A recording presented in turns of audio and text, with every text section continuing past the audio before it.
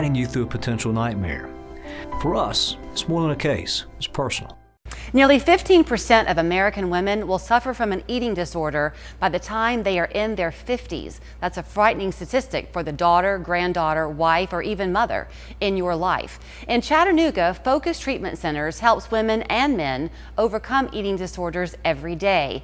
Addie Bramblett works with Focus, and she joins us this morning, along with Emily Collier, who is with the MCR Foundation. MCR and Focus together are hosting the annual Bow Ties and Blossoms coming up July 27th. Do I have that right? You have it. So good to see you both. Nice to see you. So Addie, I'll throw this to you because each and every day there at Focus, this is exactly what you're doing, is helping people overcome eating disorders. That's a high number, 15% of women. Very high, very high. Yeah, and men actually too.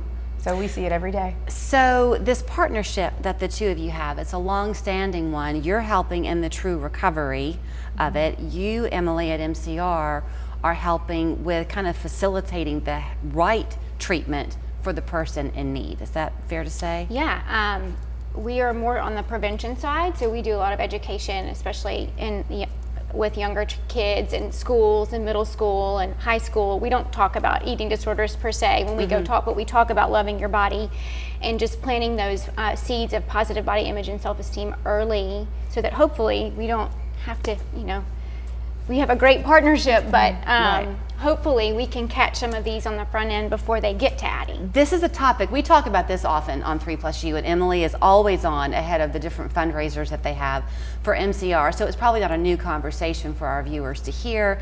It's never a quick one to have. So before we get too deep into it, I do want to talk the fun of Bow Ties and Blossoms, because it is a celebratory night, really, correct? Yes.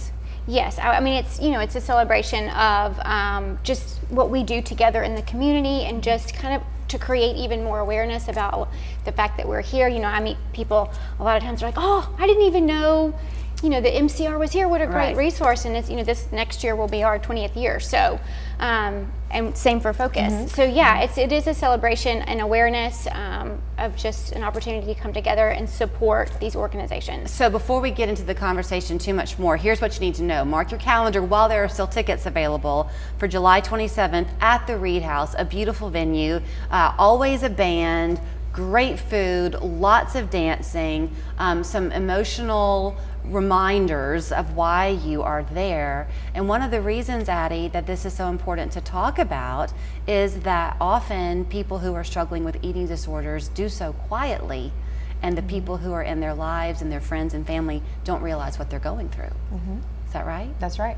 That's right. Yeah. And so we want to help people, spread awareness, and we want people to understand that you can talk about it and that you can ask questions. You can ask questions to your loved ones if you feel like someone is struggling. Not just that person who is struggling feeling like they can ask for help, but also you can ask questions. The reason it's such a difficult thing, Emily, to conquer, if you will, is that it's not as simple as people might think of telling someone, well, just eat your vegetables versus your cake, or just don't eat so much or eat more. It's a mental struggle. Yes, I mean, it is a mental health issue, and Pam Kelly, I will quote her all the time, because she says, eating disorders never stand alone. There's usually something else going on along with the eating disorder, and that's the behavior that is this negative coping skill. It's usually there's depression, anxiety, OCD, several things it's a very layered, complex issue. You mentioned the prevention that you both are trying to do to get ahead of the curve, if you will. So if parents are seeing, and boys and girls, seeing some stress or some anxiety behavior or anything that's not typical of their child, what should they do? Any thoughts? You can take that. Okay. I think you watch for patterns to emerge. If you notice that your child is kind of isolating more, like, I'll have parents that are like, well, all of a sudden she's spending 3 hours alone in her room. We get phone calls like that all the time about like, I've started to notice, my daughter's like, or it'll be, my daughter's lost 20 pounds and I didn't even realize it because she was wearing baggy sweatshirts and leggings and things like that. And so I think you you watch for behavior changes and kind of patterns there, and then if you notice something, that's when you can call us and ask questions. Right. When you call MCR, I'm the one that answers. So if you're curious or if you feel like you're seeing the beginning stages of something, you can call and ask questions. Your pediatrician's a great resource often.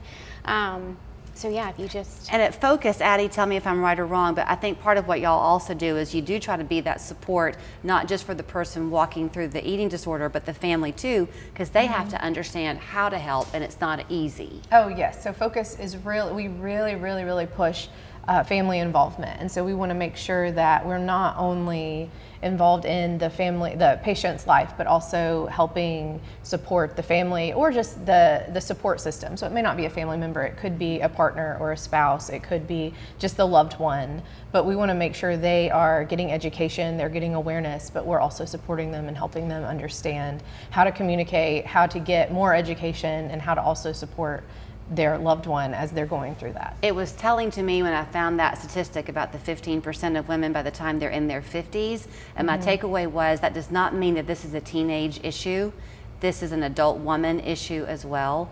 So don't think that if you're in your 30s, 40s, even your 60s or 70s, you can still be on this journey and don't feel shame in it. There's help, right?